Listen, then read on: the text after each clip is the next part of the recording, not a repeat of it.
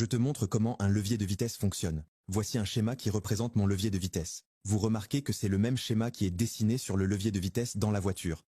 J'ai en haut à gauche la première vitesse, en bas à gauche la deuxième, en haut la troisième, en bas la quatrième, en haut à droite la cinquième et en bas à droite la sixième. Voilà.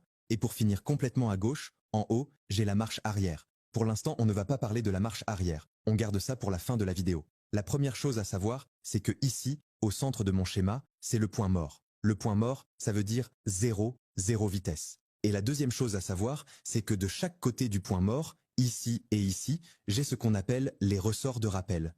Les ressorts de rappel, ils servent à ramener le levier de vitesse au point mort lorsqu'il se trouve ici ou ici et qu'on le lâche. Je vous montre, là je suis au point mort, et si je pousse le levier à droite et que je le lâche, il revient tout seul au point mort. Même chose à gauche, je pousse, je lâche, et il revient au point mort. Et c'est aussi vrai quand on a une vitesse enclenchée, par exemple la première, et qu'on descend le levier en laissant agir le ressort. Le levier revient tout seul au point. Je vous montre, je suis en première, et si je descends le levier, tac, il revient tout seul au point mort. Même chose en deuxième, il revient tout seul au point mort. En cinquième, pareil, et en sixième, tac, même chose. Donc les ressorts de rappel, retenez bien ça, c'est important, ils ramènent toujours le levier de vitesse au point mort. Merci d'avoir regardé la vidéo, n'oublie pas de liker et de partager.